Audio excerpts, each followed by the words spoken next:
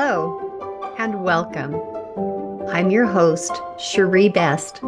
You're listening to the Just Love Them podcast. Before we get into today's topic, I have a very special announcement. I have just created a Facebook group where you can go to get support, to have a voice, to share your experiences, to ask for advice. I'm so excited about this Facebook group. I've been feeling prompted to do this for a while, and I finally did it. Sometimes I'm a little slow. Heavenly Father is so patient with me, but I finally did it. And it's going to be great because right now, unless you came as a guest on my program, you would have no opportunity to share. And you certainly would have no opportunity to ask for advice or to lend support to anyone else. So this Facebook group is going to be so wonderful because you can go there. You can literally share your experiences. It's a private Facebook group. No one else can see it except members who've been accepted into the group. You have to answer a couple of questions to be accepted into the group. It's a private group. I make sure it's safe. And I've already got people joining it. So please go to on Facebook. It's called Just Love Them. Is that surprising? Just Love Them. And there's another Facebook group with the same name. Mine has white lettering. So look for that. I will also put the link for that in the show notes. So you can just literally click on it and then request to join, answer the couple of questions, and get right in. It's going to be wonderful. Last week's episode was one of my very favorite episodes, the interview with Sierra. She's the young girl who had made the very tough decision to leave the faith she was raised in. I get lots of feedback about this podcast, and I want to share one thing that someone sent me about that podcast last week. This man said, "What an incredible episode. Sierra's story touched me very deeply. I cried with both of you. I identify with her so much. Even though it has been almost 20 years since I left my church, I still get lonely and miss parts of that community. Your love and your show reminds me and all of us that we are not alone. We are still surrounded by people that love us. Hugging you from afar, Chad." Chad, thank you for that wonderful feedback. And I love all of your feedback. So please make sure you give me feedback. That's one of the reasons why I've changed to doing my own episode every other time instead of only once a month. And so I love the feedback. I want to be able to meet your needs in a way that helps you the best. On today's episode, I'm going to share a couple of stories with you. These stories are shared with permission. Have you ever had a time when you were so in crisis mode that you couldn't think straight, that your brain literally was so caught up in what was happening or the information you had just gotten, and it was trying so hard to process that information that you couldn't really think about anything else? A couple of weeks ago, my daughter and her family were in Texas. My daughter and her husband have two little children. They have a little daughter who's almost 4, and they have a little boy who's just turned 2. They were in Texas to do some training on a little cookie store that they own there. And I've been in this little cookie store. There's not very much room in the front of the store. It's a very small, like kind of waiting area because you go in, you order your cookies, and then you just kind of stand there. They get them ready really fast and you go out. So the waiting area or there's no seating. There's one bench that you can kind of sit on, but it's very small. Most of the store is the cooking and the everything behind the counter. And so there's just this really small waiting area. Well, they had the two children with them, their 4-year-old daughter and their 2-year-old son. And the kids were tired of being in this little teeny area in the front of the store. And so my daughter took them out on a little walk. This cookie store is in a little strip mall. And so she walked them down the sidewalk, past the other shops, to the end, I don't know, 6, 7 stores away. Then it ends. Then they turned around, walked back. My daughter thought about walking a little further. I guess there's an alleyway or something that you could walk behind the store. She thought about doing that, but she didn't. She decided to bring the children back to the store. So they walked back to the store, and the little kids really didn't want to go back into the store where they'd probably been for hours. And so my little 4-year-old granddaughter asked if she could play outside as long as they could see her through the window. Now, there's a very large window in the front of the store. The whole front of the store is with this one humongous window. And so you can see out. from anywhere in the store, you can see out exactly what's going on outside. My daughter thought about saying yes to her for about half a second, and then she decided she didn't feel good about that. So she had my granddaughter and my little grandson come into the store. Well, they were bored, so they were looking out the window. And as they looked out the window, this woman came up to the window and she kind of waved at them and they waved back at her. And she did a thumbs up sign to them and they did a thumbs up sign back to her. And so she's kind of playing with them at the window. And my daughter, in the meantime, she's at the counter, but she's on the customer side of the counter and she's faced in toward the store. But the children are literally not that many feet away. And so she's kind of glancing at them, keeping an eye on one eye on them and helping with whatever she's doing to help with the store. As she's doing this, she turns around and notices that this woman had got just beyond the edge of the glass where the kids could still, like by pressing their face against the glass, they could still see her to the side, but where the people in the cookie store could not look out and see her. So she's kind of hidden from view, except for the two little kids. And as my daughter looks over, she sees this woman motion to my granddaughter with her finger for her to come. My little granddaughter started to go toward the door to go outside, and my daughter stopped her and she's like, "Oh, mommy, I need to go outside. That woman wants me to come out." And my daughter stopped her and realized immediately what was happening. Well, as soon as the woman saw her, she disappeared from view. And my daughter knew what had happened. This woman was going to take my granddaughter. She would have taken her. When my daughter called to tell me what had just happened, my heart dropped into my feet. The what ifs started immediately in my brain. What if that had happened? What if my daughter wouldn't have turned around right when she did? What if my granddaughter had walked out that door? What if my granddaughter had been taken? What would be happening right now? And for days afterward, my brain could not stop processing what if, what if, what if.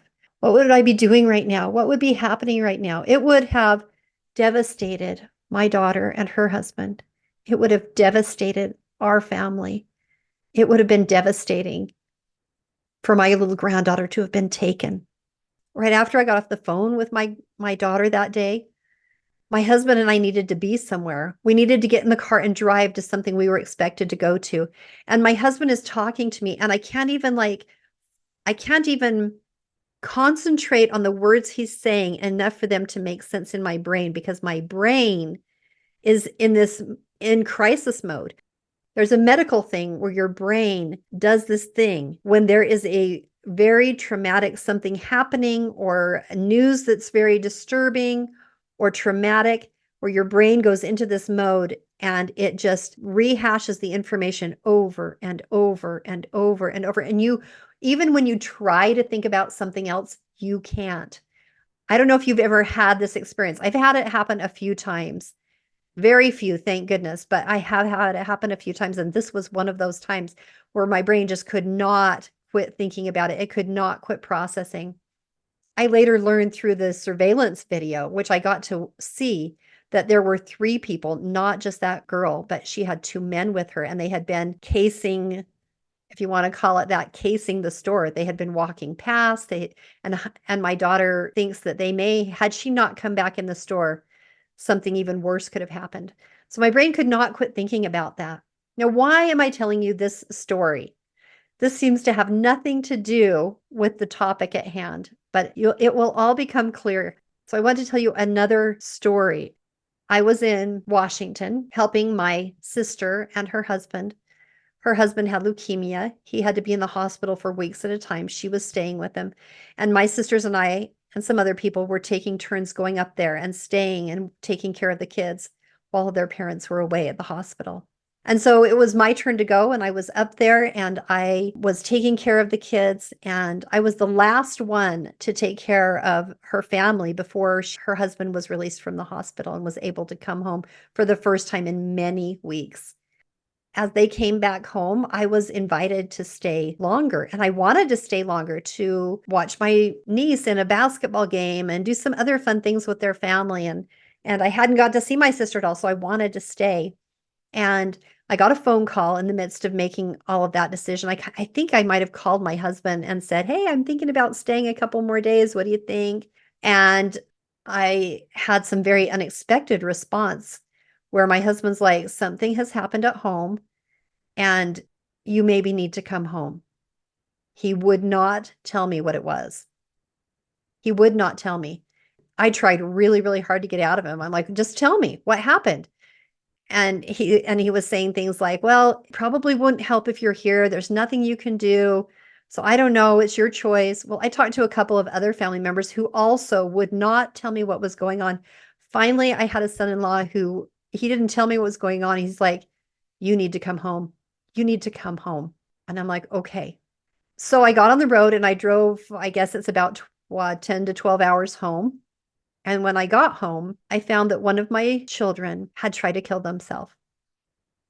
She had hung herself by a belt in our basement and tried to kill herself.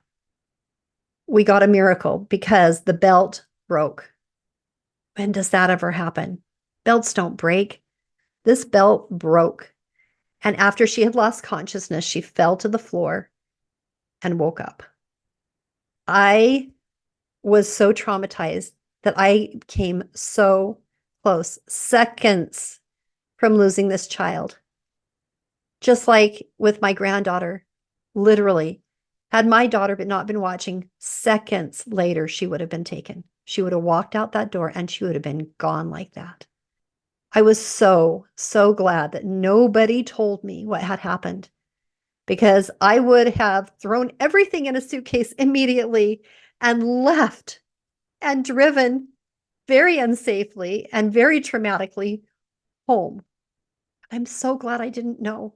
But as soon as I did know, my brain flipped into that crisis mode where it just goes over and over and over and over the information and doesn't know what to do with it. It's trying to process it and it doesn't make sense. So your brain just rehashes it over and over and over, and you cannot stop thinking about it. Again, what does this story have to do with our topic? Before I tell you, I'm going to tell you one more story. This is a dream I had. In my dream, I was sitting on a park bench with a pathway that ran in front of me, and I was sitting there next to God. And in my dream, I'm sitting very close to him, and I'm much smaller than him. As we're sitting there talking with each other, a humongous tarantula crawls up next to me, and I am afraid. I'm so afraid. And God sees the tarantula and he sees my fear and he waves his hand as if to wave the tarantula away, and it leaves. And so we continue talking. And a few minutes later, a humongous gray wolf comes down the path and it has its ears flattened back and it's looking at me and it's getting closer and closer and it's growling and snarling and baring its teeth and acting very aggressive, and it's going to attack me. And I am so afraid. And I bury my head in God's arm, in his shoulder, and I squeeze his arm tightly. And he takes his hand and he waves it at the wolf as if to wave it away. And the wolf stops snarling and it stops being aggressive and it leaves. And we continue talking.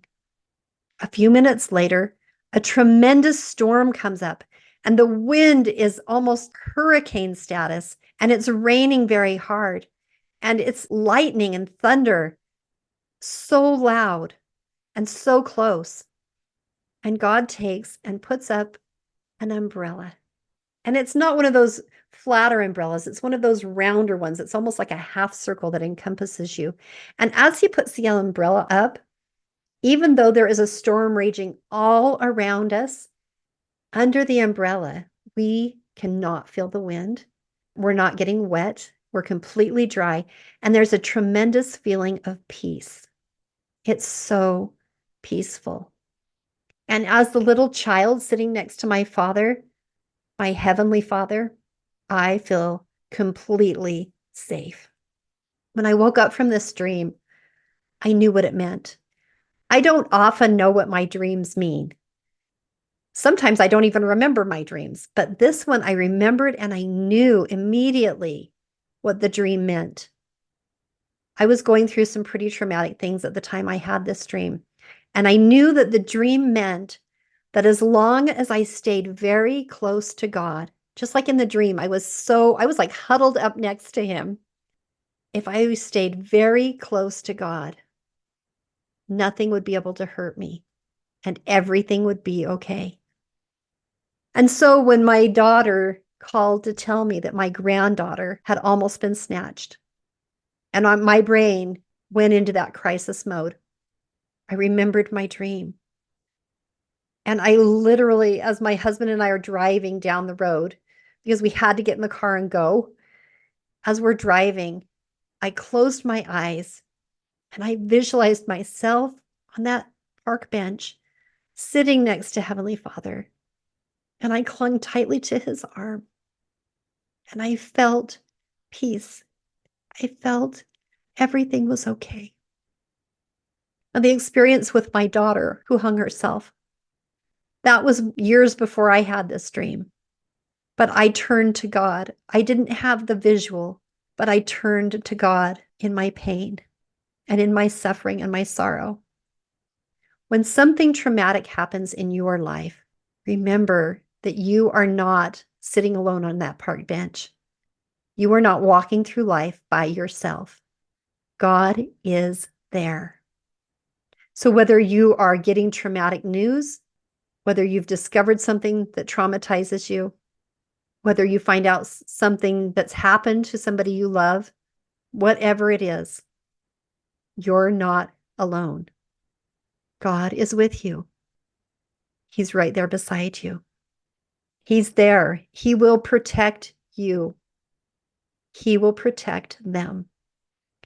He will comfort you. He will comfort them. He loves you. He loves them. Turn to God. When you do, you will be protected from that figurative spider, that wolf, and that storm. The storm may still happen, but when you're huddled up next to God, staying very close to him, you will feel peace, just like I did under that umbrella in my dream. That's what I really want you to know today. Stay close to God and trust him. The storms will rage around you. The wolves will come. The spiders, whatever scares you, whatever's hard, it may happen. But when you stay close to God, you will be protected. You can feel peace. Sometimes you got to go through a little trauma to get there. You notice that in the dream, I felt fear and trauma when I saw the spider and when I saw the wolf and when the storm came up. I didn't immediately feel peaceful. I went through the trauma. But as soon as I remembered to turn to God, as soon as I trusted him, he gave me peace. God doesn't always take away our trials. He doesn't always take away the situation. I got really, really lucky twice. I still have my granddaughter. I still have my daughter. We don't always get that outcome, but we can always feel peace. God is always there. I would love to hear your story. Please connect with me on Facebook on the Just Love Them group. I would love to hear from you. What are you going through? What have you learned? What support do you need? How can we support each other? Like those sequoia trees I've talked about, I think before. The sequoia trees, the tall, tall pine trees, and they live for hundreds of years. And they have very shallow roots. And how they don't get blown down in the storm is that they intertwine all their roots together. So when the storm comes, they stand strong because their roots are all entwined together. That's what this Facebook group does. So get on, join, and intertwine your roots with mine and with the other people there. Let's support each other. Let's hold each other up. Let's get through this together. I want to give you a little sneak peek into next week's episode. It's my husband, and he's going to share how he became a religious person because he was not raised religiously. So he shares that story. And then he shares how he learned to love his children unconditionally, his turning point, his aha. And his conversion story to religion is a really fun one. And partway through his, you might be thinking, what does this have to do with the topic? Because he's sharing his conversion story. It reminds me of Alma the elder and Alma the younger in the scriptures. And Alma the elder, who had lived a wild life. And then when he became religious, and then he saw his son living the wild life, he didn't want that for him. He'd been there. And he didn't want that for his child because he'd seen both sides and he'd found a better way. And so he didn't want that for his child. And that's kind of my husband's story. He's seen both sides and he didn't want that for his child. But he learned to accept and love and let his children make their own choices. So I can't wait for you to hear his story next week. So join me again next week for another episode of Just Love Them.